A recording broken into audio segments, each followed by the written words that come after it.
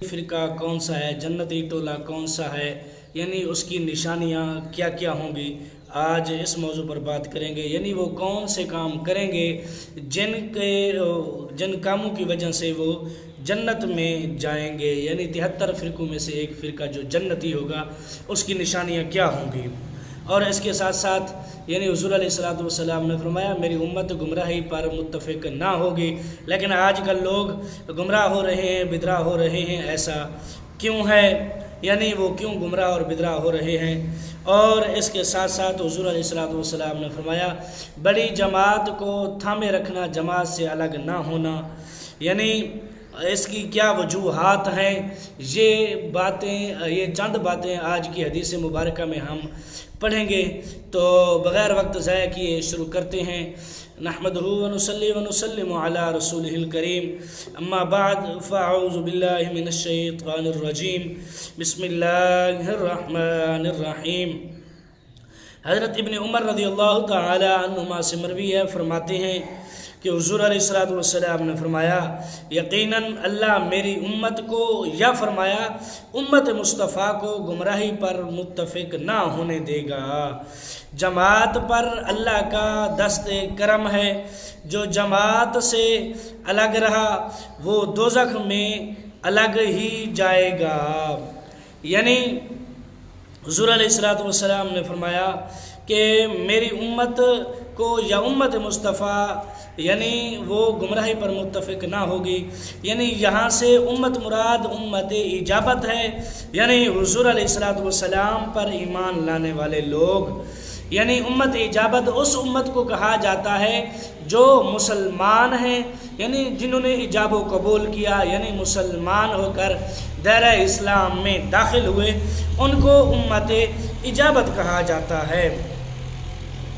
फरमाते हैं कि अगरचे मेरी उम्मत में बनी इसराइल से ज़्यादा फ़िरके होंगे, लेकिन फ़र्क ये है कि वो सारे गुमराह हो गए थे, और ये उम्मत सारी गुमराह ना होगी, बल्कि क़यामत तक एक फ़िरका इसमें हक़ पर रहेगा। ये उस उम्मत की खसूसियत है जिसमें इशारतन फरमाया गया कि मुसलमानों का इजमा पर हक़ है, जिस पर सारे उलमा औलिया मुत्तफ़िक हो जाएं। वो मसला ऐसे ही लाजिमुल अमल है जैसे कुरान की आयत इस हदीस की तायीद इस आयत से है।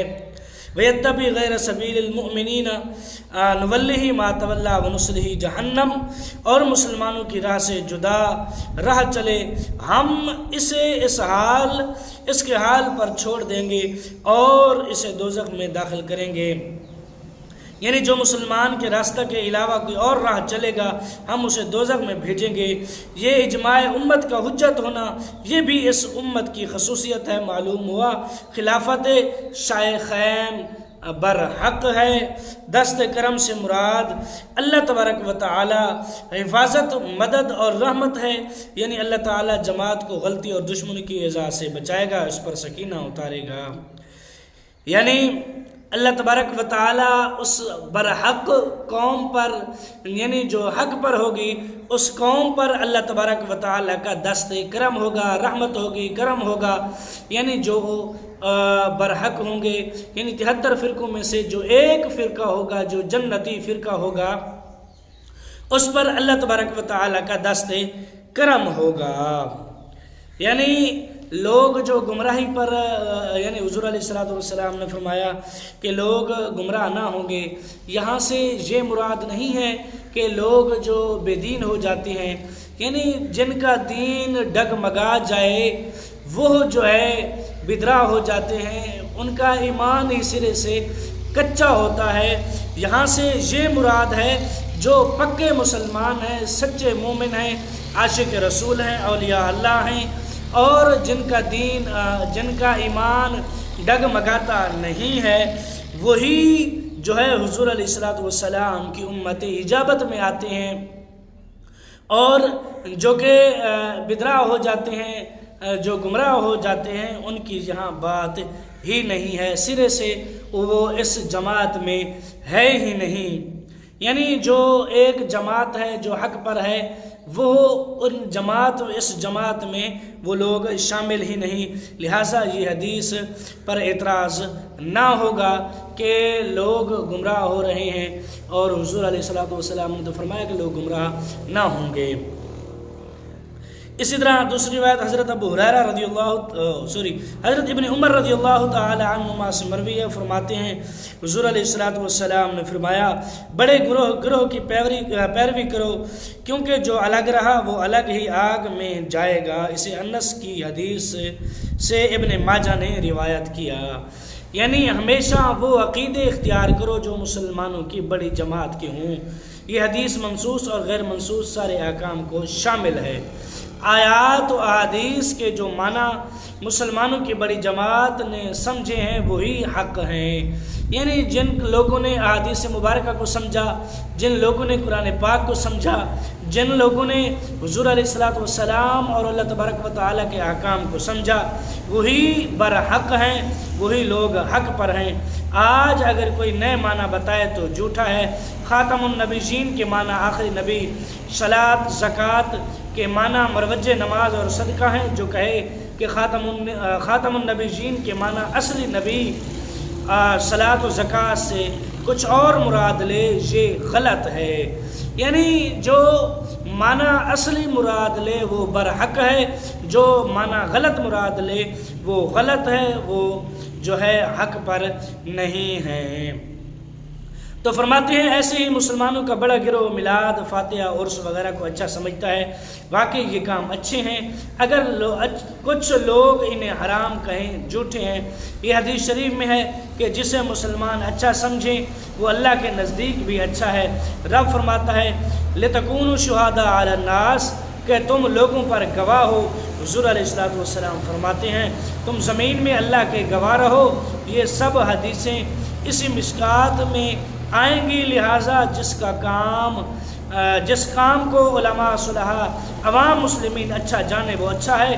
ख्याल रहे कि बड़ी जमात सारे मुसलमानों की मोतबर है, ना कि किसी ख़ास जगह और ख़ास वक्त की। लिहाजा अगर किसी बस्ती में एक सुन्नी है, सब बदमज़हब हैं, तो वो एक ही सवाद आज़म होगा, क्योंकि वो सहाबा से अब तक की जमात के साथ है। ये भी ख्याल रहे कि इज्तिहादी मसाइल में सवाद आज़म का एतबार नहीं। एक मुज्तहिद जमहूर मुज्तहिदीन के खिलाफ मुखालफत कर सकता है।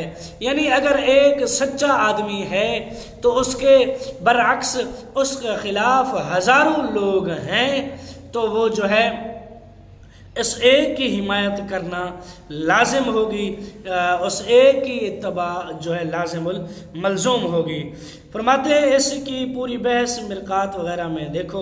याद रखो कि बाज़ बदअमलियों में आम मुसलमान फंस जाते हैं। जैसे ज़माना में आजकल के ज़माना में दाढ़ी मुंडाना, लेकिन वो सभी इसे बुराई समझते हैं और वो गुनाह समझकर इसको करते हैं। लिहाजा ये नहीं कहा जा सकता कि दाढ़ी मुंडाना बड़ी जमात का अमल है।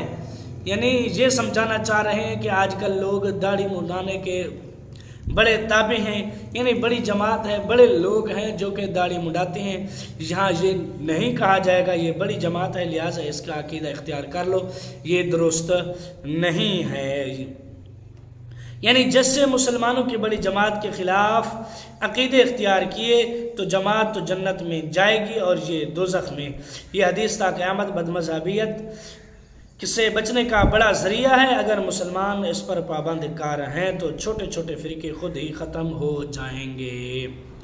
तो आज की हदीस के लिए सिर्फ इतना ही। तो मिलते हैं कल की नए वीडियो में।